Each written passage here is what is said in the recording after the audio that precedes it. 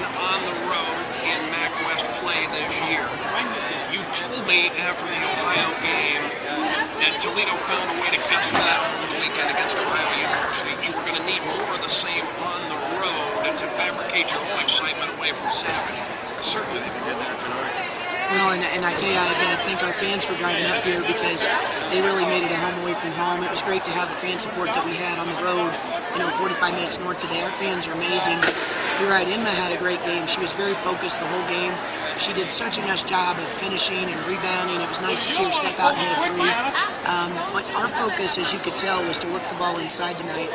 And I thought we still missed some opportunities, but it was nice to see us want to get the ball inside versus the zone as opposed to live and die by outside shots. And when we worked it inside, I thought we got some really good looks. And then toward the end of the game, the whole name of the game was making free throws to win. And I was proud of our kids for hitting enough free throws to keep the lead what it was. 21 of 29 was Toledo from the foul line today. Let's go back to that. Because Toledo starts this game on an 8-0 lead. Angela Dortch, Janelle Reed-Lewis hit big threes. You're up 8 points. The three balls are falling early on. And it was only until a couple of three-point attempts went wide did I see the deliberate effort to go inside. Was it possibly a game plan to see if you could attack from the perimeter first, or were you going inside from the opening tip? No, we wanted to go inside, and we wanted to get as many points in the paint as we could. We liked our matchups with Sophie and with Crunch inside, and even within the posting out, because we thought we had a great opportunity and a great percentage to score, and they weren't doubling. So it was a situation against the zone where when I watched film, I thought too many people tried to just beat him from the outside, and I thought a good way to try to attack it was to really seal that middle person and not let her have such an easy time walking around in the middle. Because so many people try to attack it just by hitting threes, and we can do that a little bit, but we don't want to live and die by it. And I thought we did a better job of really doing a nice job of being deliberate going inside. And Anna Capitosto was just an animal on the boards tonight. I mean, she had 7 boards at the half. She finished with 11.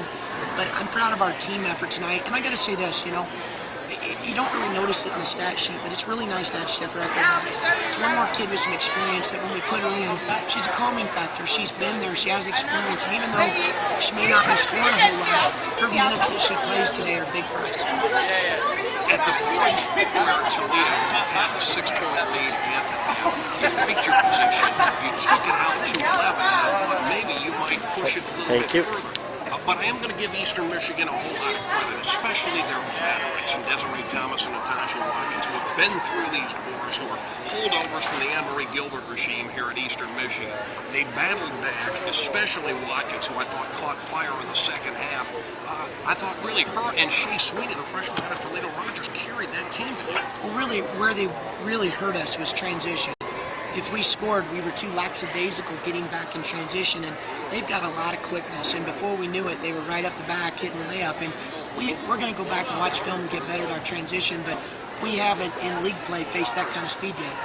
They've got exceptional speed. Sweeney, we know about her, and obviously she's a local kid, and she does a nice job pushing it, but Watkins is fast too.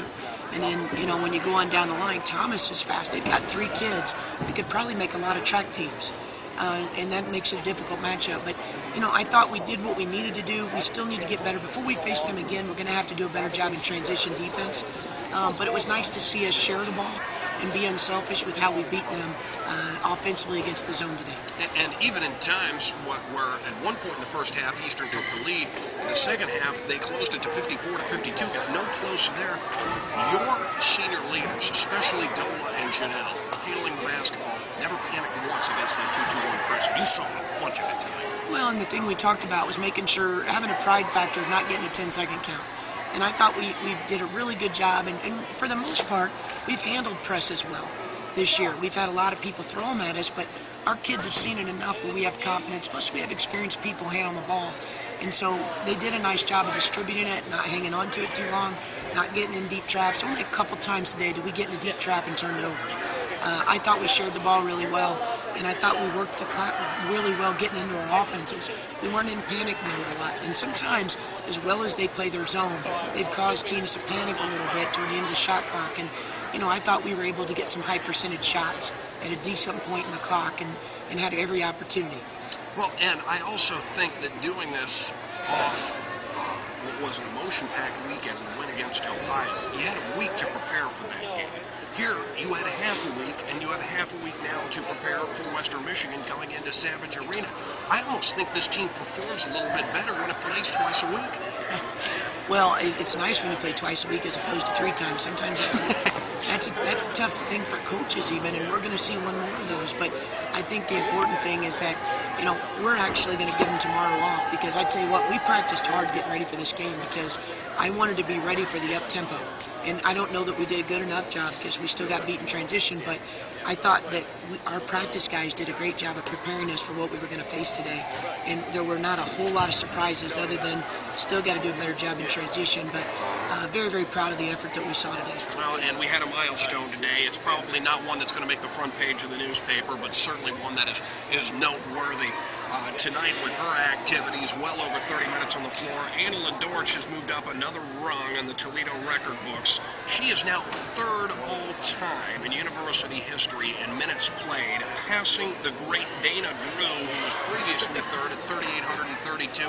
Dola closing in on 3,900, and as your 3 seniors get into the home stretch of their career, I'm noticing some urgency on them. But if you would please talk about really the handprints that Angela Dortch is leaving on this team right now and through her career, because passing Dana Drew in anything ought to be a front-page story in this town.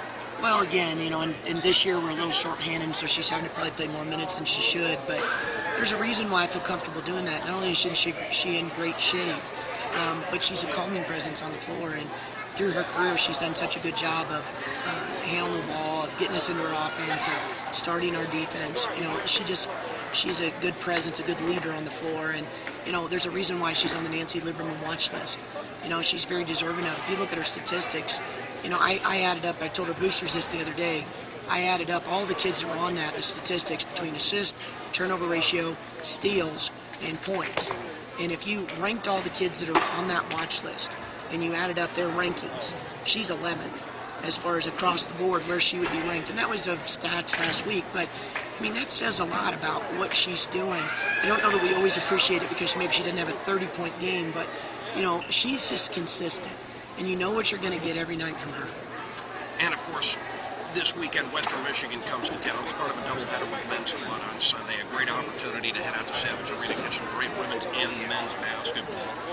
They stole one from us up in Kalamazoo earlier in the year. I think they may have caught a few teams off guard this year. Looking for any payback, or you just, let's keep it at 5 in a row and do what this team does? Well, I think we would love to get a victory, but we know it's not going to be easy. I think their team has 2 of the best post players in the league. I just think those 2 are fantastic. Obviously, Harris played really well against us the last time, but we know that either post player is capable of a 30-point night, and then their point guard is fantastic. She does a really nice job of distributing the ball, taking what they give her. I didn't think we played very good defense at all last time, but I also think they're very potent offensively when they want to be with those 3 kids in particular. We have to do a better job defensively, but the one nice thing is, we do have Steph back. We do have some of our younger kids playing better right now, and I'm excited for this matchup, and I'm glad it's at home. I don't know if anybody told you this. This 4 in a row is your longest winning streak of the season. You told me this back in November. Take a few shots on the chin. We'll take a few haymakers right in the epiglottis, and I'll trade them for wins in February. Guess what? It's now 4 in a row.